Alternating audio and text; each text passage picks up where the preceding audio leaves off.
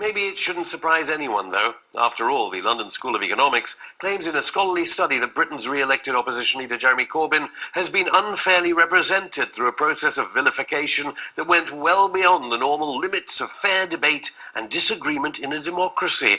So what's important about UK media being biased against Corbyn?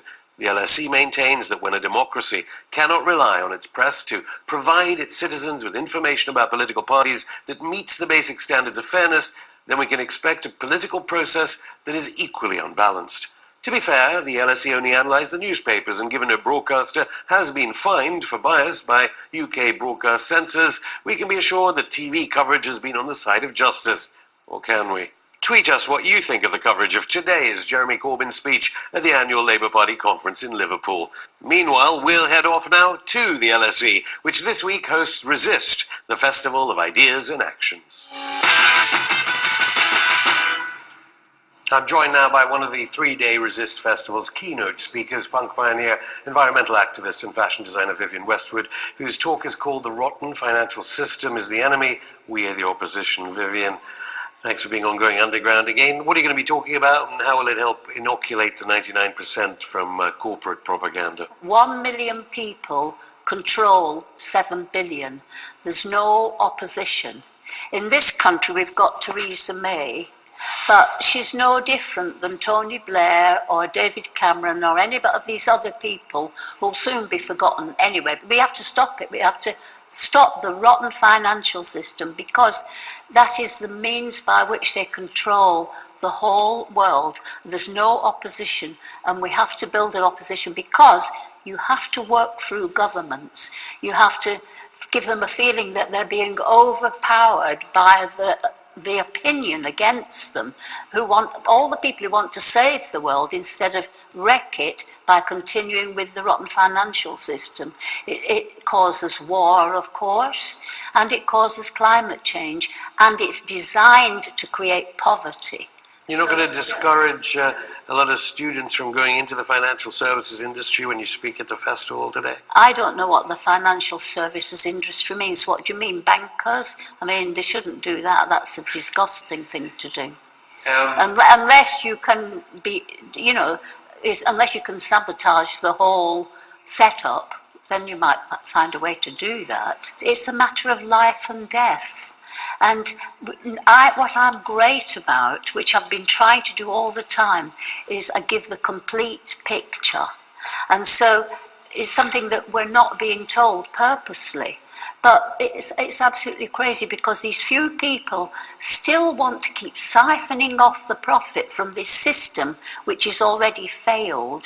And the extreme other end of that is all the poverty that it causes. Austerity is the other end of the siphoning.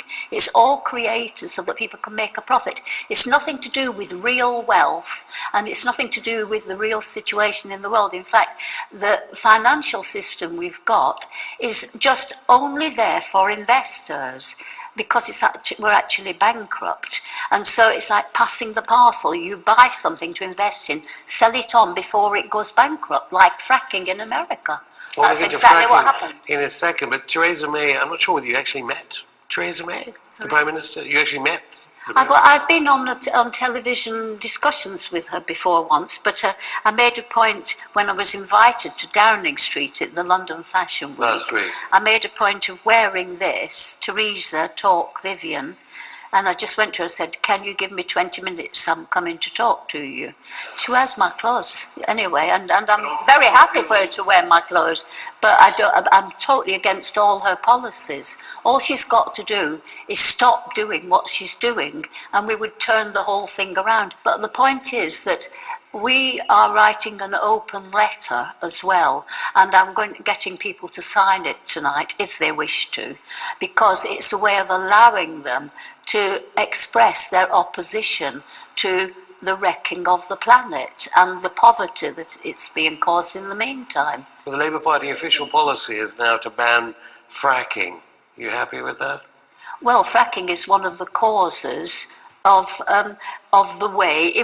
It's an exact example of how members of this group of 1 million people who control all the politics, it's a way that they siphon off the profit and then the whole thing goes bust because it's totally undercosted, and the taxpayer is supposed to subsidise it for the next whatever years.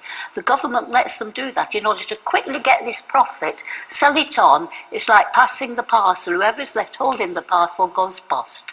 That's what's been happening all over America, and they call it there the fracking revolution. It's as if it's something good. It's a fracking disaster. Well, when they begin to understand what you're saying, they say, oh, but the alternative is to go back to the 1970s. There seems to be an idea very much in the consciousness. What do you say to that? That if you don't do this, it ends up like that? Well, the people have been fed this story, this myth, for probably about 300 years, more or less starting with 1800 with the Industrial Revolution, that whatever is good for business is good for everybody else. Now then, I'm a business person, and it is good for people to a certain point, but when you become a monopoly and control everything, I mean, that's the system we live under, and people are still so gullible that they still think, oh well, never mind what's happening to everybody else, I want to get on that ladder. You know, I mean, at the moment, for example, in England, you've got the housing ladder. So nobody can afford to get on it. What they're doing, this is the way the system works, this bankrupt system. They invest in all these high-rise flats. It's disgusting, it's so ugly, it's so shocking. They take away all the great little clubs and things and put these skyscrapers up, pull down the social housing, put the skyscrapers up. They're empty because they're just there for investors to keep selling on.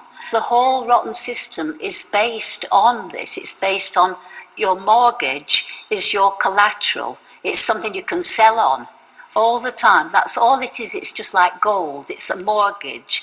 And so, and that's what people do. They just keep selling things on, and the cost is way beyond people's power to live there.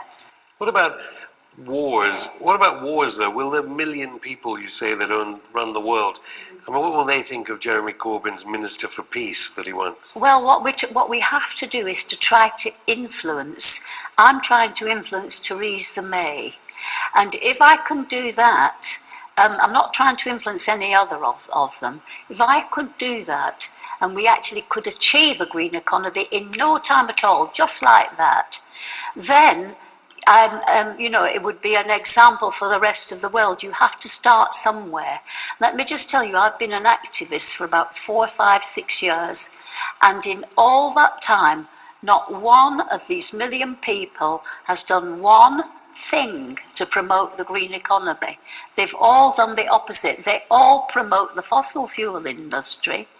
And well, the Prime Minister would say the Paris climate change deal did her bit, or David Cameron signed that. Well, they can talk as much as they like, but they haven't done anything yet. When they do something, then we can think that there's a point in them talking. They haven't done one thing. And I'd really like to challenge anybody to tell me one thing that any of these people with the power have ever done.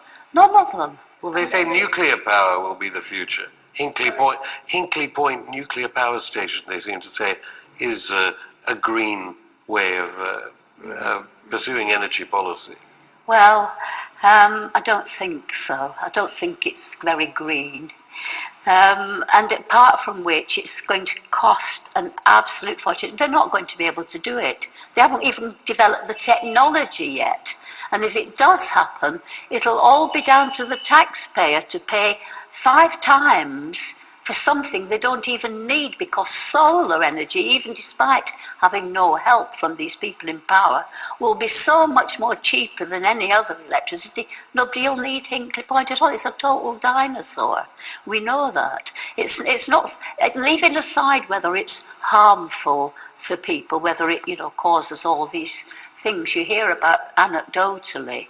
You know, I don't know the statistics. You can never rely on statistics anyway, as to how many deaths it causes or it doesn't cause. But there's terrible emotional upset about nuclear energy. So for that reason, I would leave it alone if I would be the Prime Minister. I wouldn't want to upset everybody. You'll be telling the students today about your opinions. What about war and peace? Because the biggest manufacturing company is British Aerospace here. Yeah, that's... What are you going to tell the students today about? Well, I just think it's absolutely, well, of course it's obscene. And England is the second largest arms exporter in the world, this little stupid island. You know, it's so important to influence what happens here because it's shocking and awful what does happen here. But listen, this rotten financial system, it's very simple. Everything is connected. War is connected with the rotten financial system because wars are waged for land and for what's in the land now because they'll be wrecking the planet and digging everything up, and also for cheap labour. You know, they were slaves, that's what wars were fought for originally, that's what they're still fought for. And so, and it's all to do with these few people, this 1 million people who have the power in the world, and they want to, they're playing a game like everybody's pawns in their game, you know, and so war is directly to do with the rotten financial system that is the cause of all our problems. What we've got to do is promote the idea of what a wonderful world the green economy will be.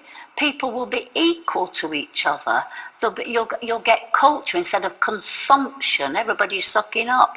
You'll get human beings becoming better human beings than they've ever been before. You'll get a paradise. Vivienne Westwood, thank you. Thank you.